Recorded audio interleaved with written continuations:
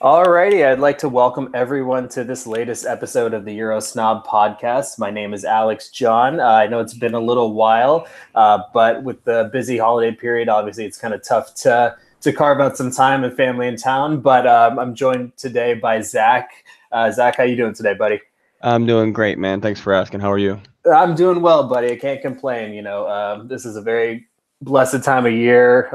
We should all definitely just take a moment and be thankful for what we have and also do our best to help those who are less fortunate. But, in terms of Arsenal, we'll start with some Arsenal discussion, kind of get into some U.S. soccer discussion because there's definitely a lot to cover there. But in terms of recent Arsenal news, obviously we've gone on a bit of a, I don't want to say dry run, but just a little patch of adversity, I would say, with 4 draws in the Premier League, the most recent coming against Wolves a couple weeks ago. Obviously, we're in an international break right now, but just kind of big picture where Arsenal are in the season so far. What's kind of your take? Are we where we thought we'd be at this point? We're 5th in the table. We're 3 points behind Spurs for 4th place. Just kind of your overall takeaways, because I think the last time we might have spoke was the last international break. I tell you, I'm pleasantly surprised. We have the exact same record as Barcelona does, and they're sitting at the top of La Liga, and we're in 5th. I mean, I was not expecting us to have this good run of form early in the season. Now, obviously, November is always that bogey month for us, so I'm interested to see how we finish it out. But I've been pleasantly surprised. I think we were unlucky against Chelsea and City at the beginning of the season, which is kind of what we expected. But all the wins consecutively, and then of course we knew the winning streak wasn't going to last forever. A couple of draws here in a row. I think after the international break we'll come back refreshed, hopefully get a good result upcoming against Bournemouth. That way we're ready for Tottenham and Manchester United. Yeah, and I think just kind of going back over the recent results, we had the 2-2 to draw away to Palace. We beat Blackpool in the Carabao Cup, the draw to Liverpool, draw at home to Sporting, and then the draw with Wolves. So, obviously the most noteworthy game I thought out of that bunch was the Liverpool game. And, what was kind of your takeaway from that game? Because obviously if you listen to a lot of the television analysts and bloggers, their predictions before the game were, this is when Arsenal are going to get found out. They're so defensively vulnerable. They don't have the midfield to cope. Liverpool will just cut them apart. And I think with that game especially, you really kind of saw Unai Emery's philosophy come into practice in terms of being able to build from the back, that can, the composure in midfield, the ability to link defense to attack, and then also that combativeness and that physicality. What was kind of your takeaway from that game, especially? I was surprised. I think we deserved 3 points in that game. I think we pretty much held Liverpool in. I know they had a lot of good opportunities. Of course, they had a very, very good goal, but I really think that we were unlucky not to get the 3 points out of that game. In terms of what you're saying about building out of the back, I think Bernd Leno coming in after the Czech injury has completely changed. He is kind of suspect sometimes just because with his decision making isn't ironed out always, but his footwork and passing ability is head and shoulders above Petr Cech's. But yeah, I think we were very unlucky not to get the win versus Liverpool. I mean, Milner's goal, Bernd Leno, perfect save. It was going out to Kolasinac. Holding, just like any center back, just tries to get something on the ball. He clipped it out, just flicked it out, and it happened to go right to Milner, who, to his credit, great finish. Most people sky that shot, on the half volley. So great finish, but I really think we were unlucky not to get the 3 points. And I think it's a signal for what's to come going forward. And I don't know about you, but granted, I didn't get to watch the game live. I had to watch it on TiVo. But when Milner scored that goal, I think in previous seasons, Arsenal's heads might have dropped a little bit and they might not have been able to come back into the game in the way that they did. And at that point, I still felt like Arsenal were very likely to score a goal. I didn't think the game was over. And I think that's kind of a testament to this team and maybe this newfound resiliency that they have.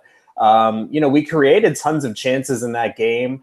And ultimately, the one that we scored off of was a great individual effort from Lacazette off of what was an amazing pass from Iwobi. And, it's like you said, I felt like we could have come out of that game with the 3 points, but at the same time, the draw wasn't upsetting, if that makes sense. I still feel like we came out of that game kind of with our heads held high and then made a little bit of a statement just that, this isn't the same Arsenal of the past 5-6 years where we hit that rough patch of adversity in a big game and then things kind of fall apart. I thought there was a real camaraderie amongst the squad. I thought the midfield was absolutely fantastic. I think that was, probably one of the best games Jack has played as an Arsenal player. And then, obviously Torreira, I think, really announced himself to the Premier League in that game, wouldn't you say?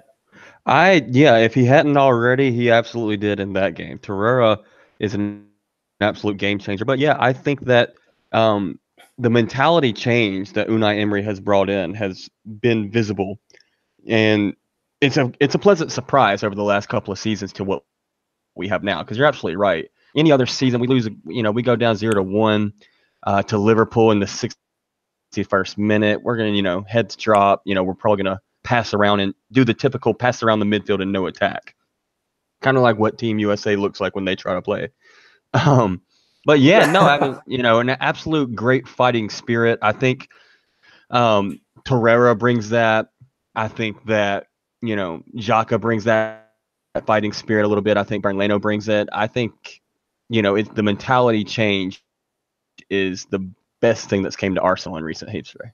And I think sometimes, mentality is a tough thing to quantify because obviously you hear a lot of pundits say, oh, well, they showed more desire, spirit. But I think in this case, you can actually see it. I think you can see that extra level of commitment.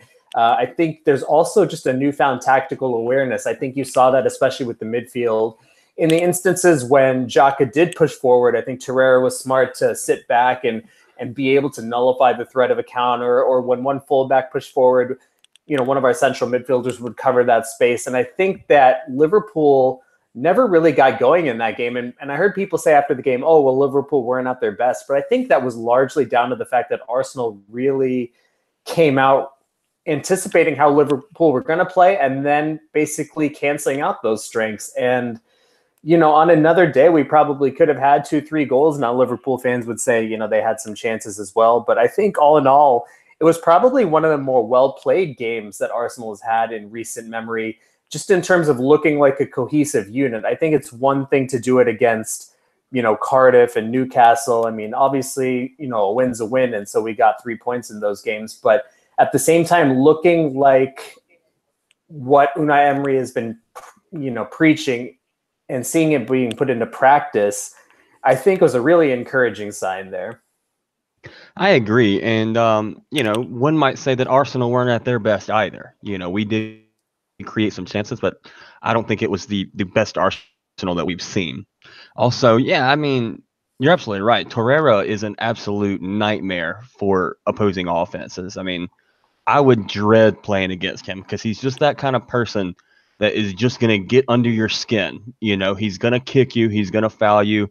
He's going to, take a little dive whenever you get back at him. He's going to get under the skin, of the opposing attackers. And I think we missed that. I mean, he's not a Patrick Vieira hard man, all 5'6" or whatever of him, but he is something that we've been missing, that absolute bulldog in the middle of the field. He's, for me, so far, the biggest change and the best player that we've had all season. Oh, yeah, I would 100% agree with that. And I think the awesome thing about him is that he's not just a destroyer. He's got a pass on him. He can play those forward passes. And I've noticed every time he receives the ball, he looks forward. And I think that's a really understated quality in the modern game, to be able to play through the lines. And it also limits the ability of, opposing midfields to just close in on Xhaka and press him because, for all his strengths, Xhaka is a player that struggles under a press. So when you alleviate a little bit of that pressure with another midfield player who can play through the lines, I think it really balances the team quite well. And I think in that game defensively, I was actually quite surprised at how well we were able to nullify Liverpool. Not just the midfield, but I think Rob Holding and Mustafi played really well. I thought the fullbacks provided good width, but at the same time knew when to sit back. But I think kind of along with Torreira, I wouldn't say one of my surprises, but one of my, I guess I say a surprise is just how much Rob Holding has improved. I think he's one of those guys that you've seen. Yeah, you've seen like improvement in his game. You know, he's one of those players along with Iwobi and Bellerin that you've seen tangible improvement, you know, because he's at that age for a center back, right? Absolutely. And I'm sure we'll talk about this a little bit later. I'm going to make a bold statement here, but with the current successful partnership that we're seeing out of Xhaka and Torreira, I'm okay seeing Ramsey leave. I haven't seen Ramsey make a game-changing play all season. I mean, yeah, he had that really good goal back in October. I can't take anything away from that. Aside from that, though, he's been almost anonymous. And I don't see him pushing either one of those out of the midfield. And I don't see him pushing Ozil or Mkhitaryan out of the number 10 role. Yeah, it's interesting kind of from a personnel perspective. I think you're kind of starting to see some partnerships develop with Xhaka, Torreira, and then you see it sometimes on the right side with Mkhitaryan and Bellerin. I think we're trying to figure it out with Aubameyang and Lacazette, how to best incorporate those guys. And then center back is still in a little bit of flux. And I'm actually curious to get your take on this because I'm not sure what our best center back duo is. I would love to see Holding and Socrates get a run of games together. And Socrates is coming off an injury, so he missed a few games. But, you know, Holding looked good with Mustafi, but I think Socrates has a little bit more of a calming presence where Holding doesn't necessarily have to carry so much of the load. Do you think that he and Socrates are the best duo, or would you still stick with the more experienced pros like Mustafi and Socrates together? I would never volunteer Mustafi to be in a starting lineup in any situation. I would rather Mavropanos than Mustafi, personally. He's just too error prone. Case in point, the penalty he gave away for that silly slide tackle inside the 6.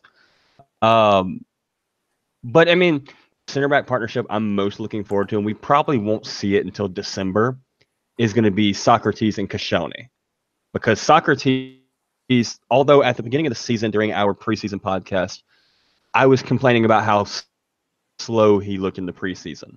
But when you see him actually playing in the Premier League, he has some surprising pace, some absolutely, astonishing pace for a big guy. And Koscielny's quick as well. So I think that is going to be our best pairing down the road in the season. But in terms of right now, yeah, I would prefer to see Holding get a run out. I've really liked Holding ever since he completely manhandled Diego Costa last season. He just completely, grew up in that game. And under Unai Emery, he's come even further. Just like you're saying with Iwobi and Bellerin, that you've seen this it was almost like a malaise over the last couple of seasons that they made it to the first team, and then what? It was almost like there was none of them pushing them. But now Holding, Bellerin, Iwobi, even Ozil. I mean, Ozil doesn't like being subbed off, but he knows that if he doesn't come to play, that he's going to get pulled off. He doesn't have this invincibility that he had under Arsene Wenger, and I think that's pulling the rest out of him, or the best out of him.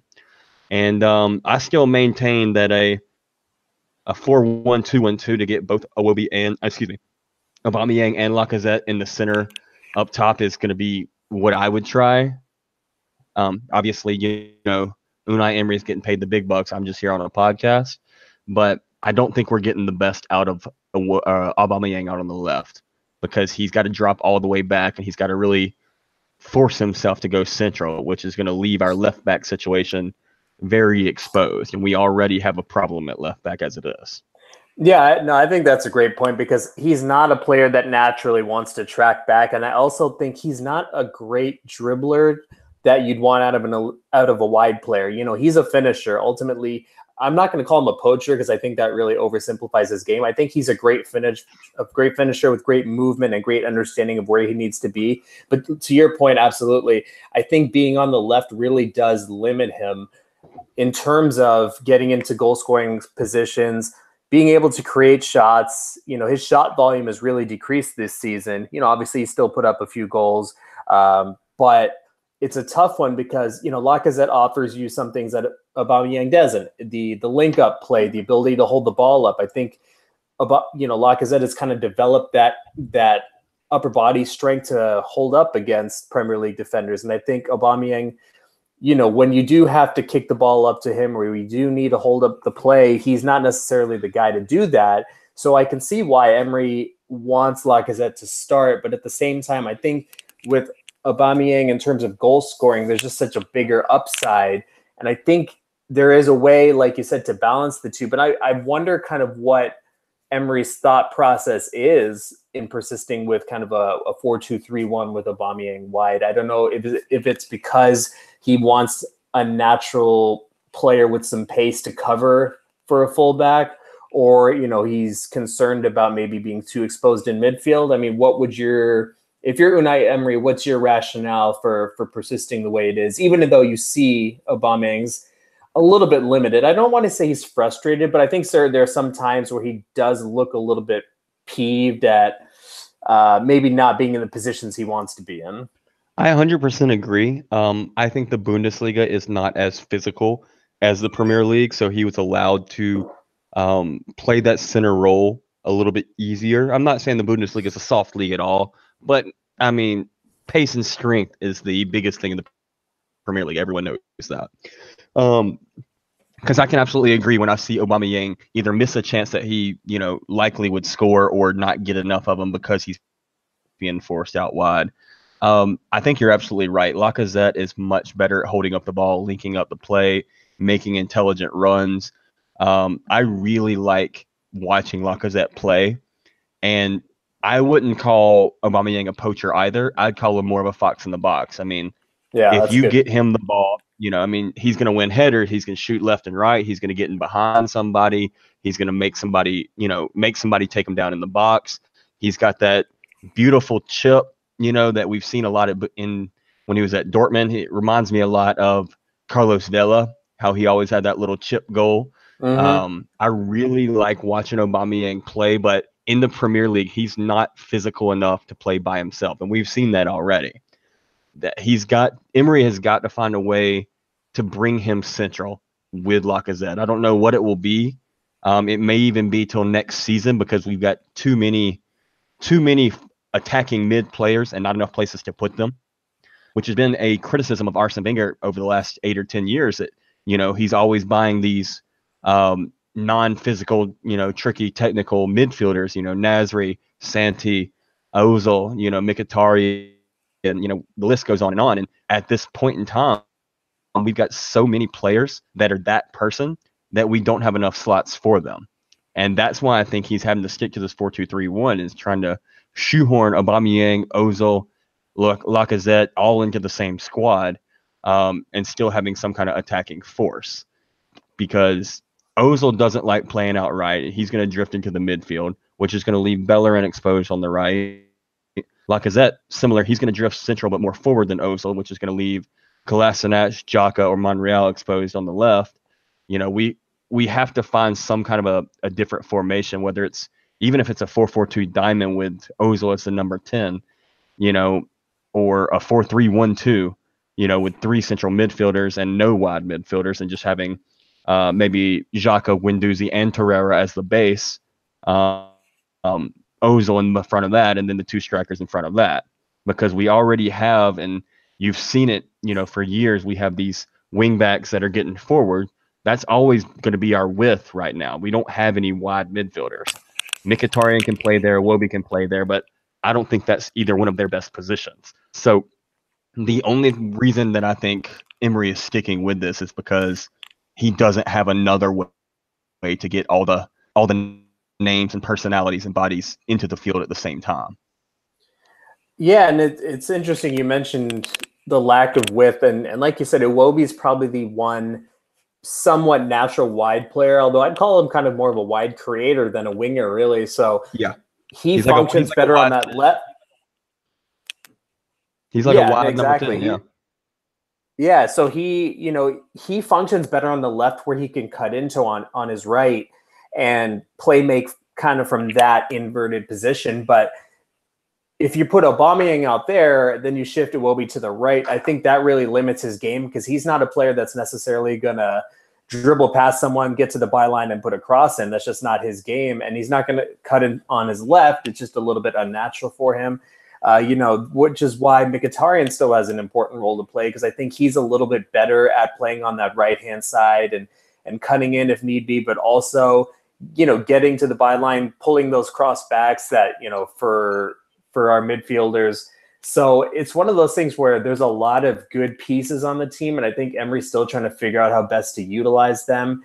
Obviously you've heard rumors about us maybe going for a wide player in January. Personally, I don't know how practical that's going to be, just given what we've heard about the financials of the squad. I think you might see one player come in midfield. I think you might see one player leave in midfield. And that kind of brings me to something you brought up earlier, Aaron Ramsey. And in that discussion about personnel, he's not really someone who came up. And you brought that up, that he doesn't really have a natural role in this squad anymore. And he's come off the bench and had some impact, but it's few and far between. And I'm wondering if this is even tenable to keep him till the end of the season. Obviously from his perspective, I think he loves that, because if he leaves on a free, he can get a massive sign-on bonus wherever he wants. There's been rumors linking him to Bayern Munich. There's been rumors linking him to PSG. So it shows that he's highly rated within the football community. But, if I'm Arsenal, would you push to see if you can get something done in January and get something for him? Or, at this point where we are mid-November, do you just see what can you get out of him as a player to get you back in the top 4? I think that we need to get some kind of money out of him. The thing that I question, though, if he's not even strong enough to make a starting 11 berth at Arsenal, which, as much as I hate to say it, is a Europa League club, how is he going to push the midfield, at Bayern Munich or at PSG or at Madrid or at Barcelona, all these big top clubs he's being linked with? I think he would be better suited going to a similar size club, whether that's on the continent or somewhere in England.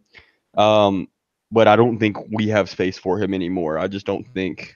I still rate him highly. I'm still grateful for everything that he's brought. The 2 FA Cups were pretty much on him. But I don't think he has a place anymore. And you kind of knew that was going to come with a new manager. Somebody, Welbeck's another one. There's just no room for him. We don't have the space. I really just don't know what to say out of him. I think that we may be able to get some money out of him in January. That would be what I would do. Is it frustrating to you? I mean, because obviously a manager needs to assess players, and I get that. But is it frustrating to you knowing that if we had sold Ramsey in this summer, and there were offers, I'm sure, and same with Welbeck, obviously to a lesser extent in terms of the fee, between those two players, you probably could have brought in £50 million this summer that could be reinvested into the squad, or, utilized for, big, potentially going for a couple more young players in the Guendouzi mold, or even a big, wide player like a Leon Bailey or someone like that. Is it frustrating that we have let this get to this point where now we potentially don't get anything for these guys? Or is it just kind of one of those things where you chalk it up and say, hey, the manager needed to see what we could, whether he could utilize these guys, and it didn't quite work out? Yeah, I think the latter there. I think Ramsey was given the benefit of the doubt. Of course, they were going to continue negotiating with him. He had a contract on the table, which was subsequently pulled away from him. I'm still unsure as to the reasoning behind that, but I think it was absolutely that. Unai wanted to see, what we could get out of him on the field as a player, much less in his contract situation. But yeah, it's absolutely frustrating for Arsenal to let another top player, run their contract down. As much as I like Mkhitaryan, I think we were on the losing side of the deal with Manchester United, and just in terms of physical value. Now, I think Mkhitaryan has brought more to us than Alexis has brought to United since arrival, but I still think Alexis is more valuable as a player. And it's just getting frustrated watching this happen to Arsenal.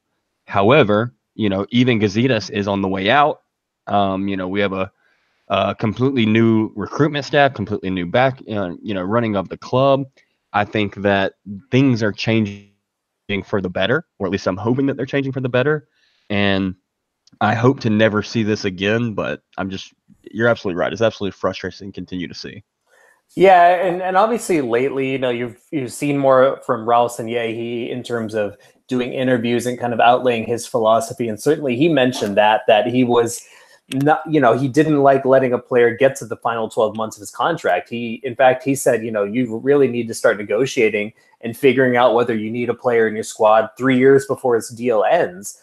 And it sounds crazy, but ultimately you do have to plan, because once you let it get to 2 years, then a player is potentially wants to let it get to 1 year. So it kind of puts the squad in a bind. And especially given our limited resources with Europa League, and obviously how much of a hit that's had on our bottom line, there's so much diligence that needs to be paid to the squad building, which makes our business this summer, incoming business wise at least, really, really encouraging, because you got a potentially world-class defensive midfielder in Torreira, age 22. You got him for 30 million, which is being outlaid over 3 years. So you're paying 10 million a year. You got Guendouzi for, I forget what it was. I thought it was like 10 million or something like that. But I mean, he's shown flashes of potentially becoming a dominant midfielder. You signed a starting goalkeeper with still a lot of upside at his age, who also fits the style we want to play. You got a veteran center back in Socrates, and then you got right back cover in Lichtsteiner. And all this was done for about, 70 million. So that's encouraging. But at the same time, you want to be able to get yourself in the market where you can compete with the cities, the Chelseas, and even now Liverpool, with how much they're outlaying on players. Yeah, I mean, I don't think that being out of the Champions League is hurting us as much as it used to with all the TV money in the Premier League. I think that I think it's the Kroenke Sports Management or KSE or whatever we're calling it, that has kind of tightened the purse strings. I've even heard rumors that even if we make Champions League, that he's not going to open up the treasure chest or whatever, war chest in the summer. But I was very encouraged to see all of that come in, because what have we been missing for years is a strong center back and a strong forward. And within the last 18 months, we've received all of that. So I mean, I was very encouraged with the summer business. But you're right. I mean, I kind of wish something was done with Ramsey before then, because I feel like it, from a soccer perspective, it doesn't take that long for a coach to realize what he's got in a player. I don't think it's going to take a year or 2 or 3 years to figure out whether or not Aaron Ramsey fits in the squad for Unai Emery. I think he knew, after 2 or 3 months working with him, that it just wasn't going to work out. And you've seen that, Arsene Wenger kind of put him into the squad wherever, right mid, left mid, center mid, number 10, fit him into the squad, and Unai's not. It's just not a priority to him, because he doesn't see him fitting into the style of play that we're wanting to play. And it's interesting because in that midfield position, obviously you have the starters in Xhaka, Torreira. You also have an emerging Guendouzi. We haven't seen much of Maitland-Niles just due to his injury, but from all accounts, Emery really rates him highly. And I think one of the stories from Emery getting hired was that he came to his Arsenal interview with basically a docket on all the players, and specifically mentioned Maitland-Niles as someone he really thought he could improve. And what's interesting about the squad as it's built right now is that there's a really young, talented, emerging core in a lot of key spots. So you look in the midfield, Xhaka is still pretty young. Torreira is only 22. Guendouzi's 19. Maitland-Niles is 20, I believe. And then you have Bellerin, you have Iwobi, you have Reece Nelson, who's doing an incredible job on loan. So there's a lot of young talent there. But then you look at the other end of the squad, you have Mkhitaryan, I think he's 29 or 30. Ozil's 29. Aubameyang's 30. Lacazette is, I think, 27, 28. What do you kind of think of the way the squad is structured at this point in terms of the age group? I mean, are you comfortable with the balance that we've struck, or do you think that there's still some retooling that needs to be done in order to really get to where we need to be? I don't think we're very far off. I think with Ramsey and Welbeck probably leaving this summer, we're going to sign a young forward, because our best part of our team is up top.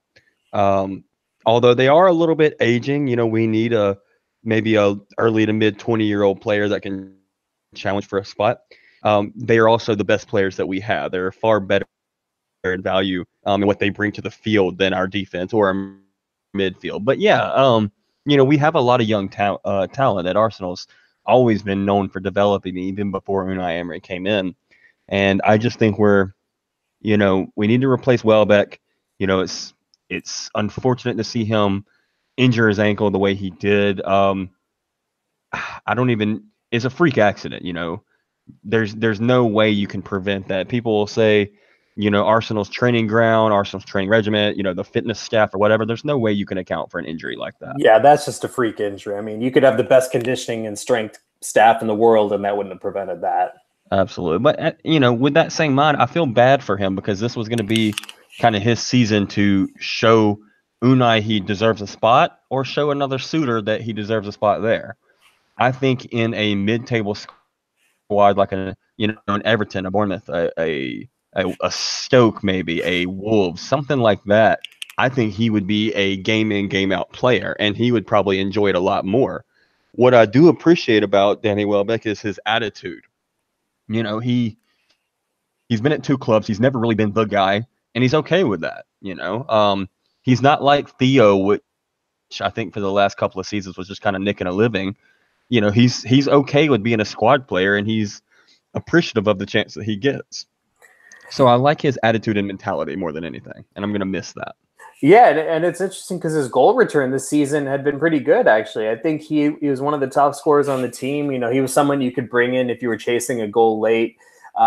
Like you said, I mean, his attitude's been great. He's been great for the squad chemistry. You always saw him smiling.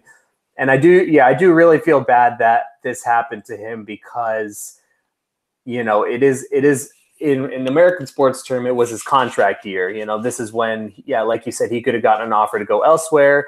I was listening to the Arscast and I heard David Ornstein being interviewed. He mentioned that Arsenal might offer him a new deal on significantly reduced terms, but I think just because as much as I am sentimental, just because you don't know what you're going to get from him after this injury, I'm not sure it's worth outlaying wages on a player when you potentially can bring in a younger replacement with a bit more upside. But the squad situation is definitely interesting. And, just one thing I actually wanted to touch on, slightly unrelated, but I don't think I've ever spoken to you about this particular player is Granit Xhaka. So, we talked about the Liverpool game and how well he played there. In the Wolves game, he had a bit of a nightmarish moment, though, when he was about to receive a pass, but then he played a dummy thinking that Torreira was behind him. Torreira was nowhere near, and then Wolves went down and scored from that. And for people who've listened to this podcast, they know that I am a Xhaka fan, but I can also acknowledge that he seems to have a lot of those moments in him that for some reason always seem to lead to goals just due to the position he plays, probably. What's your opinion on him as a player? Is he someone that you want in your long-term Arsenal starting 11? That's $1 million question right there. I know I'm in 100% agreement with what I heard on the Ars blog or the Arscast with James and Andrew there talking about him and Mustafi. It's kind of, what you're going to get out of them. They're going to have those mistakes. That's just part and parcel of his game. We know he brings a lot of passing. We know he can put the ball anywhere on the field. We also know he can't turn. He can't, he's going to get beat for pace. He's really late in the tackle, and his perception of the things around him is not strong. And I don't think it's going to get better because he's played at the top level as a captain of Mönchengladbach. He's captaining Switzerland, I believe. I just don't see that part of his game changing. So to answer your question long ways, I see him in the next year to 3 years being a top player for us, but long term, I would like to see somebody that has a lot more field awareness, that still has his range of passing and ability to move the ball around. Yeah, I'd agree with that. I mean, I really do admire him as a player. I think he offers a lot. He's good from set pieces, passes through the lines. it's just those lapses in concentration and it is a lack of awareness, like you said. It's tough because I think he and Torreira have struck up an interesting partnership, like we mentioned, but at the same time, you can't have someone costing those types of moments. And what did you take from that Wolves game overall? I mean, were you kind of frustrated with how that unfolded? I mean, to be honest, we were kind of lucky to get a point from that one. Yeah, we were very lucky to get a point. Kind of how it was 2 points dropped against Liverpool. It was definitely a 1 point gained against Wolves. It's with the run of form that we were on, it was bound to happen that we were going to have a down game.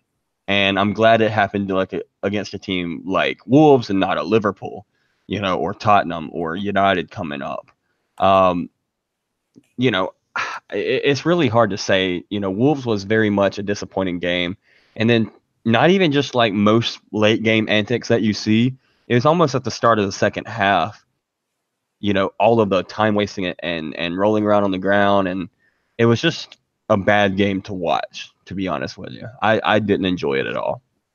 Yeah, it was ugly. I mean, there was just no point where we had any rhythm. And honestly, Bernd Leno kind of saved us in that game on multiple occasions because, I mean, Wolves had multiple chances to win it. Even right at the very end, I think he stopped Traore on a pretty clear-cut chance. So that was one of those games you just kind of chalk up and say, you know what, we didn't show up with the right tactical plan, and we just didn't show up with the right level of intensity. And so, just kind of wrapping up the Arsenal discussion, our upcoming fixtures are Bournemouth away, then we have Vorskla in the Europa League. I think that game might be away. And then we have Tottenham at home, United away. So we've got a tough slate of games. I know we always struggle away at Bournemouth.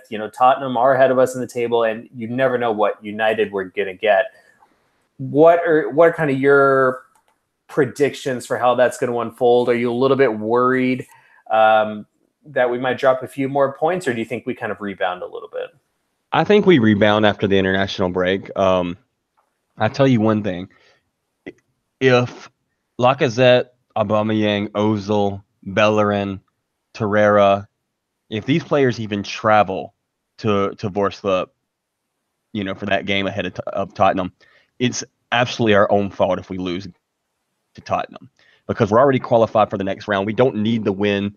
Of course we want to, but we don't need to send our first team halfway across the continent knowing we have a game 3 days later against our rivals at home.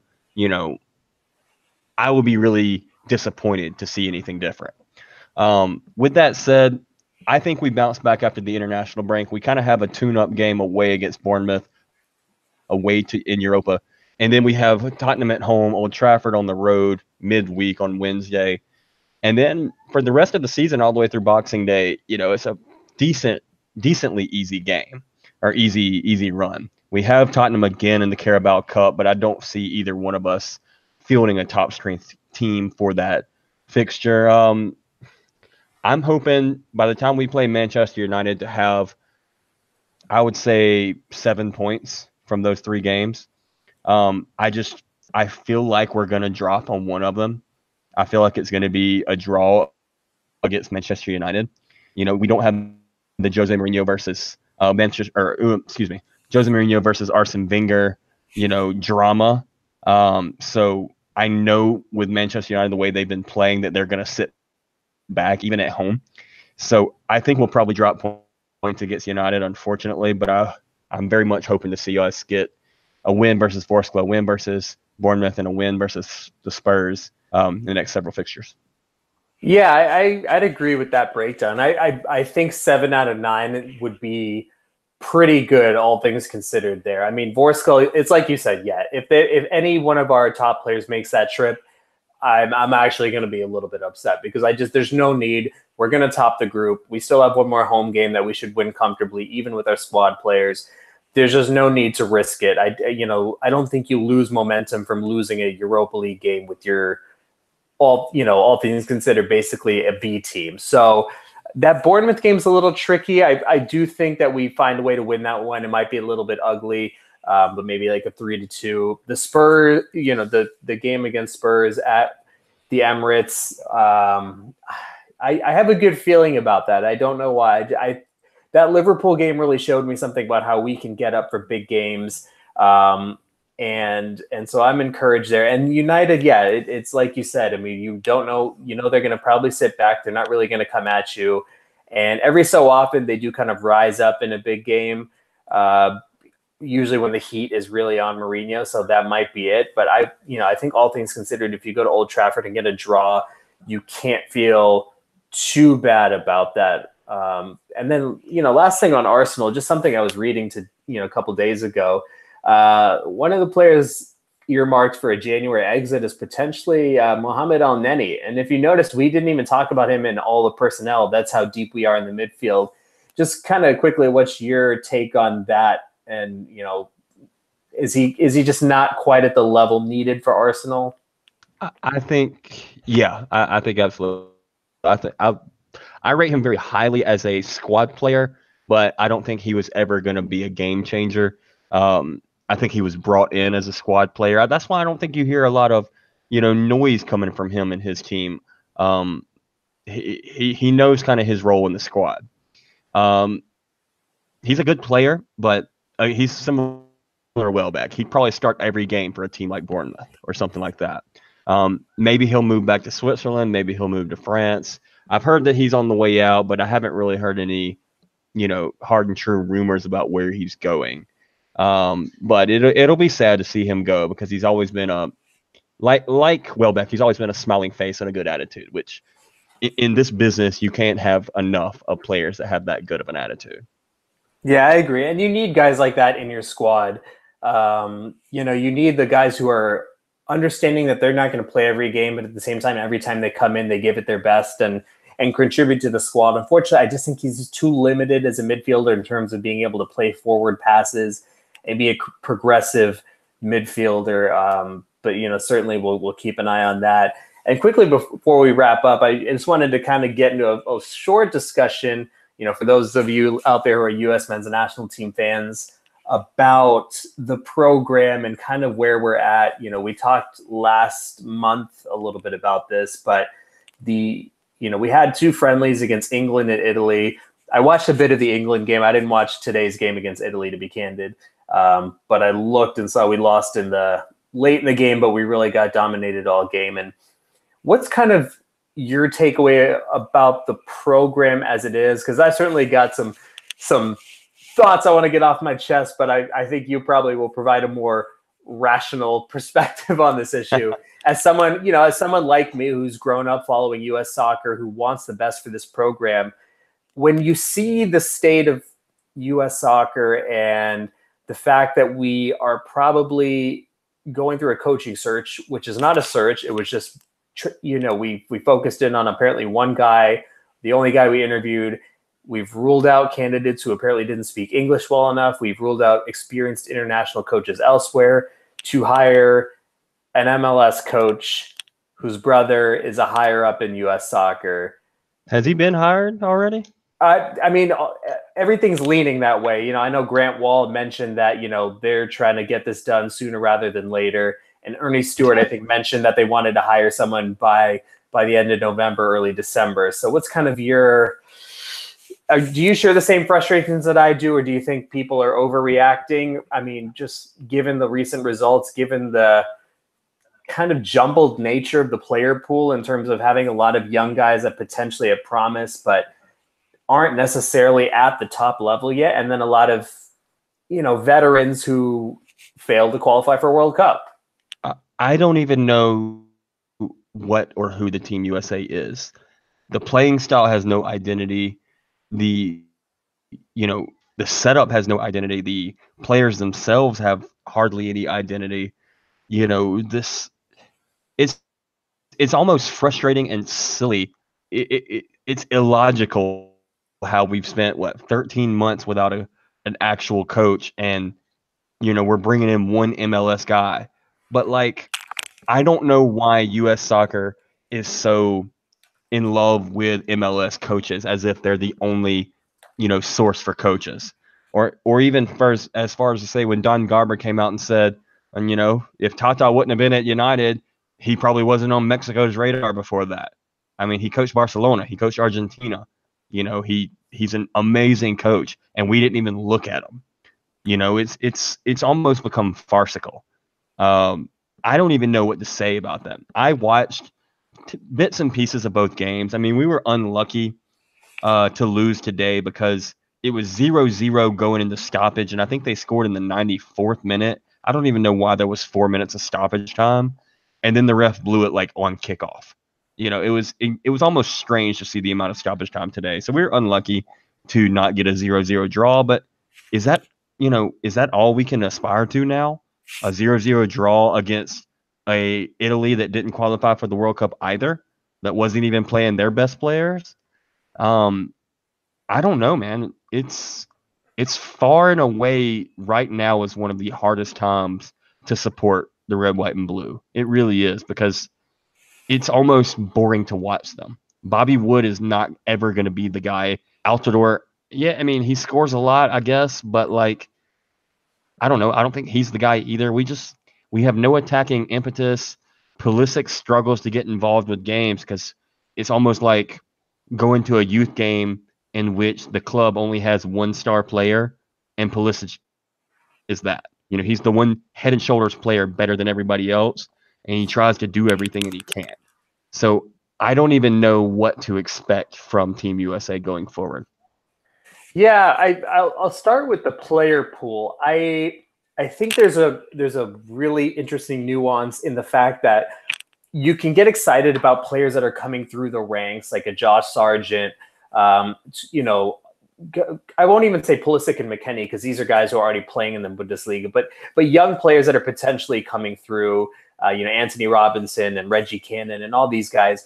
You can get excited about that, but at the same time, like, some of these guys eventually have to start panning out. They have to start making it. I mean, yeah. I don't know of any major program in world football where an 18-year-old striker who has not played a single professional minute is arguably your most talented striker. Because like you said, Josie Altidore is not – I've just never been an Altidore fan. I'm aware he scored lots of goals for the U.S., and I respect that, but I just think he's so limited. Bobby Wood is he works his ass off, but he himself is quite limited. And, if he's not getting service, he can't really get involved in the play. We're relying on Josh Sargent, and that's just a lot of pressure to put on a kid at that age. You have this core that you want to build around with Pulisic and McKennie and Adams. But at the same time, every time we come up against even a remotely decent team, we get completely dominated in midfield. We can't maintain any bit of possession. And that's been a systemic problem with U.S. soccer for so long. So, Adams is supposedly moving to Leipzig, which I think will be a good move for him. And, you need to start seeing these guys go from promising prospects to established players. I mean, DeAndre Yedlin is basically a U.S. men's national team mainstay. And he's a right back for Newcastle. He's not even a good right back. He's just an average Premier League player. And these are guys that are basically guaranteed American starters. And on the coaching front, I mean, you hit the nail on the head with the Martino thing. That just boggles my mind. I can't understand how you wanted a coach that did well in MLS. Tata Martino literally took a franchise that didn't exist and got them to be the most attractive side in MLS. He also has international experience with Argentina. He's coached at Barcelona. He knows how to handle big personalities. But apparently the criteria was his English wasn't good enough. I mean, are you fucking kidding me? You can't tell me that, like, he can take a couple English classes and it's, he knows the game. You communicate with the game. Ultimately, your knowledge shines through. Look at Marcelo Bielsa at Leeds. I don't think he spoke a word of English till he got to Leeds, and he's got them doing really well in the championship, and they've already implemented his style, his ideas. And then just today, I don't know if you saw this, Julian Lopetegui, the recently fired Real Madrid coach, apparently reached out to U.S. Soccer indicating his interest, and U.S. Soccer told him that they're too far down the line with this process. I don't understand how you have had a year to pick a coach. You've not hired someone, and yet you can't maintain the flexibility to interview a good coach. I mean, failing at Real Madrid is it's not Tons a black. of people fail at Real Madrid. Yeah, exactly. Real Madrid has a short trigger on managers, but Lopetegui was undefeated as Spain's manager, and you can't find the time to interview him. It just shows that there was never interest in having a real search for a coach here. What U.S. Soccer's clearly indicated is they want an MLS guy. They want a guy within the family, you know, kind of the old good old boys club. And like you said, I mean, Garber's comments about how Martino wouldn't have been on anyone's radar if not for MLS just shows how short-sighted this entire process is, where basically it's how do we build MLS up? How do we kind of keep everything in the family? When in reality, the core of your squad moving forward isn't going to come from MLS. So this idea that everything needs to be predicated around, you know, I don't want to say building up MLS, but basically this idea that we need our American guy who speaks English and understands the American player. It boggles my mind, man. No, I'm absolutely in agreement with you. It's almost like this, you know, stereotypical rah-rah American, you know, idea that we have to have. Like, what does English even matter? I mean, it matters. Yeah, you have to be able to communicate, but there's tons of squads worldwide that have a manager that doesn't perfectly speak the language. Unai Emery doesn't barely speak the language. You know, I'm with you. I'm 100% frustrated. I don't even know. I can't even put it into words. Like, why do we have to try and prop up MLS as if it's some kind of league that's ever going to challenge the rest of the world, that's ever going to produce world-beating players? I mean, it's a retirement community. That's all it is. There's not even a club, you know, idea and mindset behind it. I mean, you're going to get me off on a tangent here in a minute on franchise versus club, and that's a whole nother story for a whole nother podcast. But I'm 100% with you. Why do we have to be propped up on this? You know, they have to be one of our guys. You know, they have to have been successful in the MLS. They have to be American. Like, you know, as if America has ever produced an incredible coach. Or, for that matter, an incredible player. We produce good players, but not incredible ones, you know. And to what you're saying, DeAndre Yedlin, if he wasn't as fast as he was, he wouldn't be in the Premier League. That's about all he's got going for him. And you're right, he's first name on the team sheet. You know, I don't even know anymore. Another thing that you mentioned was a lot of these young players at some point they have to turn from young players with potential to they have to do something. These young players with potential, they have to turn into, you know, their realized potential. They can only be the young guys for so long. How long are we going to continue extending this excuse of, you know, they're still young? I mean, they're professional players and they're not making a difference. I mean, I watched the Colombia game. I watched the England game. I watched the Italy game. And it's just, what are they doing?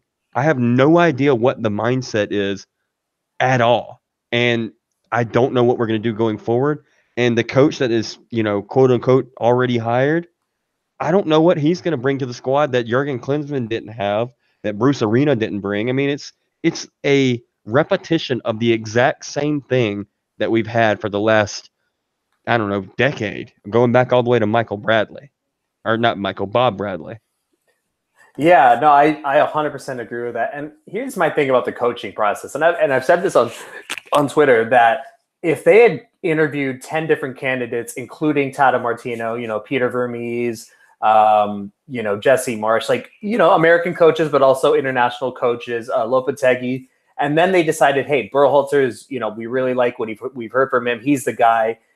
Fine, fair enough. But they've not interviewed a single other candidate. They've had a year to hire Berhalter, and they've waited. So we've gone through an entire calendar year with an interim coach, which means that no style has been implemented, no overarching philosophy has been implemented. It's just been, I don't want to say wasted time, because it's been cool to see some guys get caps like Romain Gall and Jonathan Amon, but by and large, it's been wasted time. Yeah, let's call it what it is. You've wasted all this time, basically trying to pander. And it is, it's frustrating, but, you know, obviously it's a year of development. A coach could already have his style implemented. That way, when Pulisic and Yedlin and whomever, when they do get called to the squad, they would know what's expected to them when it comes to the games that matter. Now, whatever coach does come in, they're going to have to implement an entire new style and training regimen on players that they see once every 6 or 8 weeks. Whereas they could have been doing this for the last 6 months.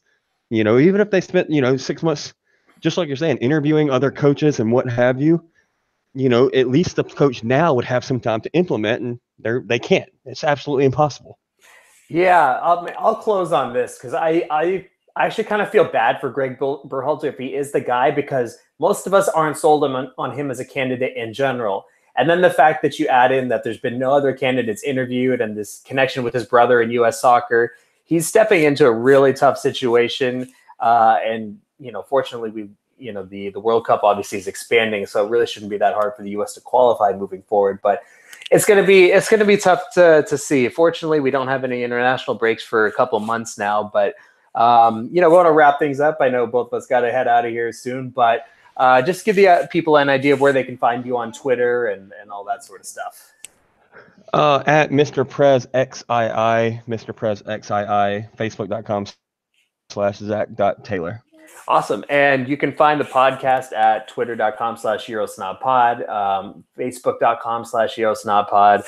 You can find us on Podomatic, iTunes. Refer us to your friends, leave a review. We're happy to hear your feedback. Unless it's bad, then don't tell me about it. You can find me on Twitter at UFGoonerAJ. Certainly, we try to get back a little bit more of a regular schedule. Obviously, holiday period is always tough to anticipate, but we appreciate you guys giving us a listen. And Zach, any final words for the folks before we sign off? No, I got nothing. Yeah, it's that U.S. soccer talk drains us, man. It's the frustration. it really is. But we appreciate you guys checking us out, and hopefully we'll get back to you real soon after a couple Arsenal wins against Bournemouth, Tottenham, and United. So take it easy, guys. Yes, sir. Thank you.